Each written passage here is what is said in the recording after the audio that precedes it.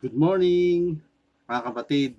Nawa ay patuloy tayong sama-sama, kagaya kanina sa ating pagsamba, pagpupuri sa ating Diyos sa Espiritu at katotohanan. Ngayon naman po ay sama-sama tayong makinig, mag-aral at magbulay-bulay na kanyang salita. Tayo muna po'y dumulog sa Panginoon Diyos sa panalangin. Dakilan namin Diyos, aming Ama. Marami pong salamat sa muli naming pagkakatipon-tipon sa aming kanya-kanyang tahanan at nanonood ng Sunday worship online ng CJ Over Tanawan. Maraming pong salamat Panginoon Diyos sa bawat isa at patuloy bigyan niyo po kaming karunungan at katalinuhan. Buksan niyo po ang spiritual na pagkatao namin upang makakonek kami at may encounter ka namin, Lord Diyos, sa pamagitan ng kapuspusan ng iyong banal na Espiritu. Pagpalain mo po ang iyong mga salita at magbigay hamon, kalakasan at sigla sa aming buhay espiritual. In Jesus' name we pray. Everybody say Amen at Amen. Praise God. Ang ating pong paksa ngayon ay pinamagatang use your body for God's honor. Gamitin natin ng ating katawan sa kapurihan o karangalan ng Diyos. Buksan po ninyo yung Biblia sa 1 Corinthians chapter 6 verse 19 to 20. Buksan po ninyo 1 Corinthians chapter 6 verse 19 to 20. Babasahin ko po sa magandang balita Biblia at ito po ang sinasabi. Hindi ba ninyo alam na ang iyong katawan ay templo ng Espiritu Santo na nasa inyo at ipinagkaloob ng Diyos sa inyo? Hindi na ninyo pag-aari ang inyong katawan sapagkat binili na kayo sa isang halaga. Kaya't gamitin ninyo ang inyong katawan upang maparangalan ang Diyos. Pinagpala na po ang pagkabasa pa lamang ng kanyang salita at tayo po ay patuloy na umaasa sa gabay ng banal na Espiritu na ating tagapagturo. Sabi po sa wikang Ingles, do you not know that your bodies are temples of the Holy Spirit who is in you, whom you have received from God? You are not your own. You were bought at a price. Therefore, honor God with your bodies. Iyan po isa NIV version. Kaya kinuha ko po yung panghuling talata, yung therefore, honor God with your bodies. Ginawa ko pong title, use your body for God's honor. Why should we use our body for God's honor? Bakit nating kailangan gamitin ang ating katawan sa karangalan ng Diyos o upang maparangalan ng Diyos? Ano ba yung dati nating katawan nung hindi pa tayo nagkakaroon ng relasyon sa Panginoong Hesus, nung hindi pa tayo sumasampalataya sa Kanya? Saan ba natin ginagamit ang ating katawan? Marahil ito'y siguro sa mga masasamang bisyo, katulad ng pag-inom ng alak, katulad ng pagkain ng sobra-sobra, katulad ng pakikiapid sa hindi asawa, sa binat at dalaga naman tinatawag na adultery o fornication. So, yun ang mga ilang bagay na kasalanan na nagagawa ng ating katawan. Ngunit itong sinasabi ng talatang ito para lamang doon sa totoong sumampalataya sa ating Panginoong Jesucristo. Dahil sinasabi diyan na pinapa-realize ng sumulat na si Apostol Pablo kung sino na sila ngayon. Ang sabi niya, don't you know that you yourself are God's temple and the Holy Spirit lives in you? So, why should we use our body for God's honor? Number one, because it is the temple of the Holy Spirit. The moment you believe Jesus and put your faith in Him, you pray to receive Jesus Christ in your mind, in your heart. The Holy Spirit resides in you. Noong kayo ay nanumbalik sa Diyos, nagsisi ng mga kasalanan, at sumampalataya kay Jesus, tinanggap siya bilang tagapagligtas, nanahan na ang banal na Espiritu. Permanently, the Holy Spirit is God, the third person of Trinity. So, God is in you. Ang Diyos ay nasa iyo na nung tinanggap mo si Jesus bilang tagapagligtas. Kaya naman sinasabi dito na kailangan gamitin natin ang ating katawan sa kapurihan o karangalan ng Diyos. The Holy Spirit resides in every believers, in every disciple of the Lord Jesus Christ. So, we must take care our body and use it for God's honor. Amen? Amen. Number two, the reason why we should use our body for God's honor, it is said in verse 19b, it says that the Holy Spirit you receive from God, you are not your own. It means to say that the moment we receive Jesus in our life and the Holy Spirit resides in us, we do not own our own body.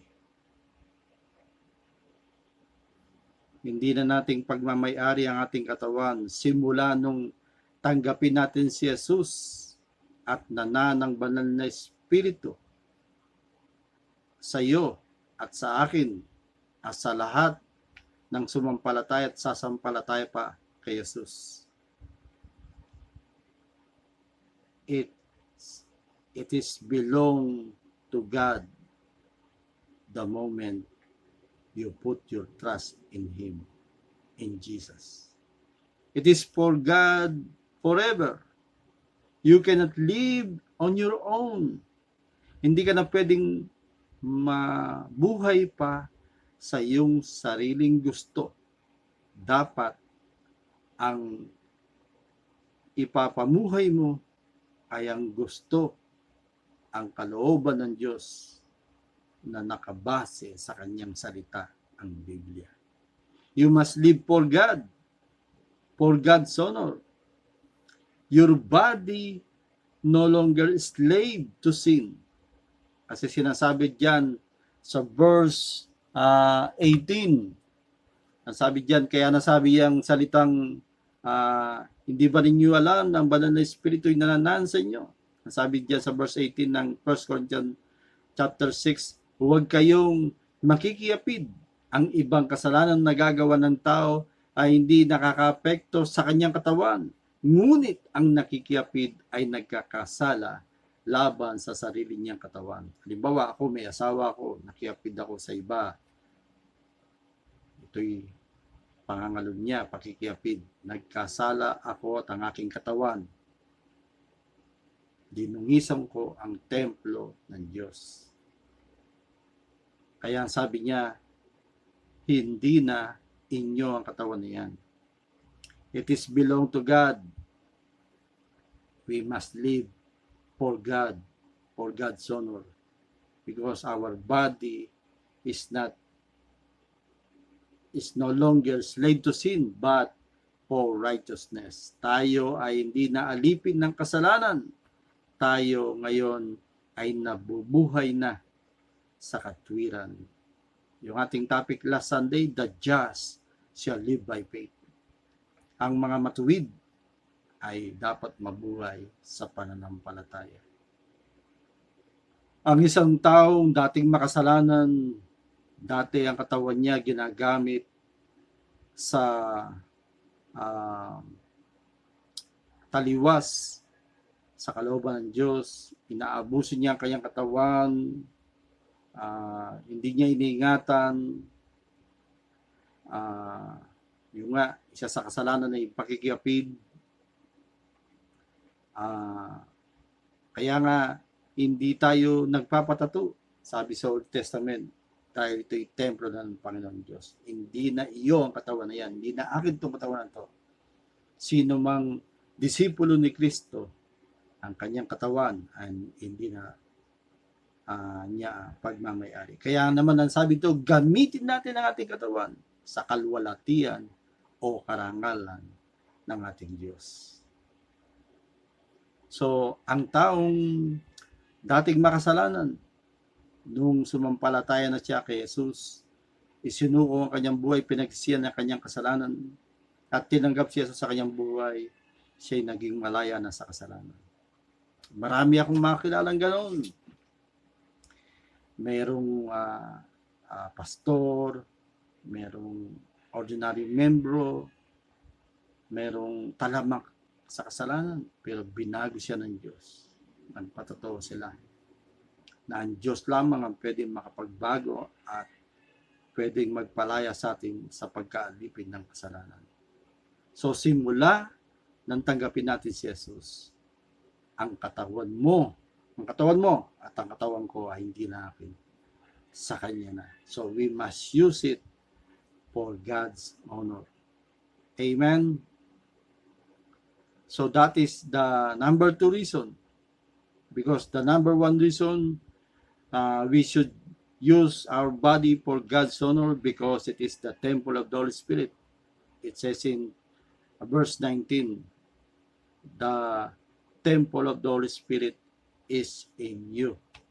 Second, because we do not own our body anymore. It is for the Lord, not for your own consumption. Hindi na sa iyong sariling kagustuhan kung anong gusto mong gawin. Kaya nga hindi tayo wala tayong bisyo na masasama na makakasira ng ating katawan. So number 3 and last, we must use our body for God's honor because we were bought at a price. You were bought at a price. Sabi niya sa verse 20, you were bought at a price, therefore honor God with your bodies. Kayo ay binili na. Ang sabi sa Tagalog ay, sapagkat binili na kayo sa isang halaga, kaya't gamitin ninyo ang inyong katawan upang maparangalan ang Diyos. Sino po bang ang bumili sa atin? Yes, ang ating Panginoong Jesus.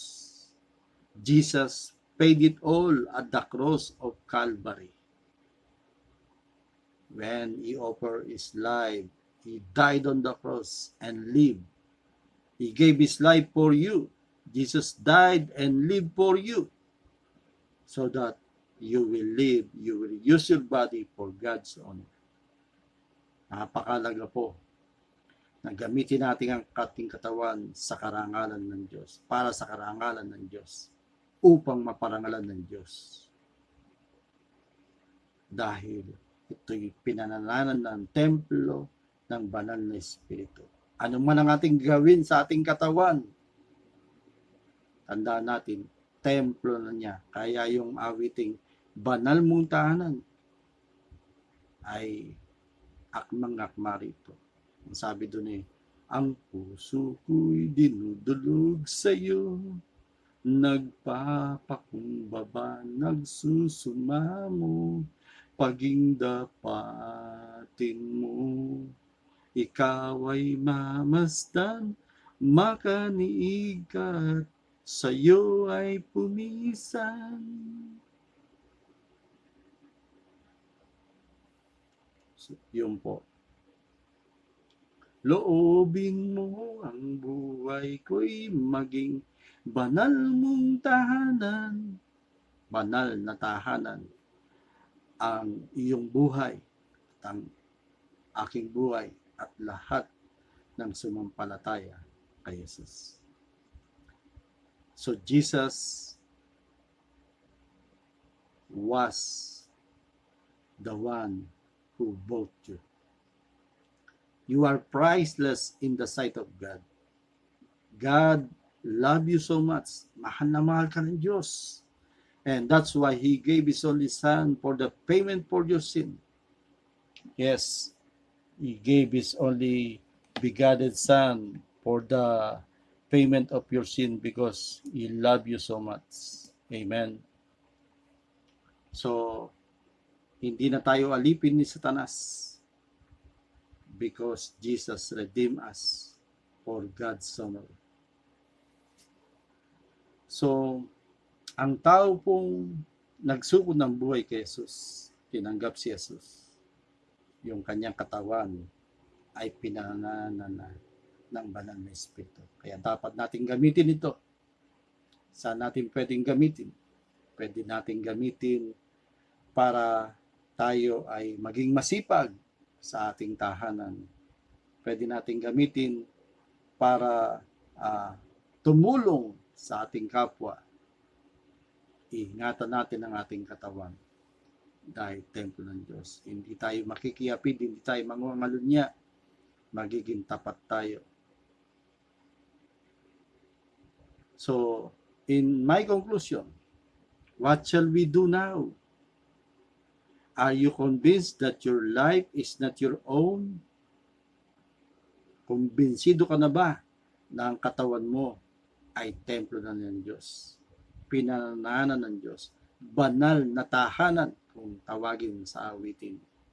It is belong to Jesus who redeemed you and bought you at a price. Do you really believe that? Amen. You must believe it. It is surrendering your life now in Jesus by prayer, asking Him to reign, be Lord and King of your life, so that your body will be used for God's honor. Yun po ang ating topic. Use your body for God's honor. So from now on, you will live your life and use your body for God's honor. Simula sa araw na ito, iingatan ko ang aking katawan, iingatan mo ang iyong katawan sa karangalan ng Diyos, upang mapangarangalan ng Diyos. Let us pray and surrender our life to Jesus. Heavenly Father, thank you once again for speaking to us. Thank you for your word, for convicting us by Holy Spirit to your word. Forgive us, O God, dahil minsan hindi po namin iningatan ang aming katawan. Nagkasala po kami, patawarin niyo po kami. Nakalimutan namin na ito po pala ay templo ng banal na Espiritu. Banal na tahanan mo, O Diyos. Salamat po. Bigyan niyo po kaming muling pagkakataon upang gamitin namin ito sa karangalan, upang maparangalan ka namin, O Diyos. We will use our body for your honor, O God, because we have a mission, is to honor you by making disciples and planting churches. Lord, make us a faithful servant Yes, oh God. Make us a true disciple of our Lord Jesus Christ. Thank you, Father. In Jesus' name we pray. Everybody say, Amen at Amen. Praise God. Hallelujah.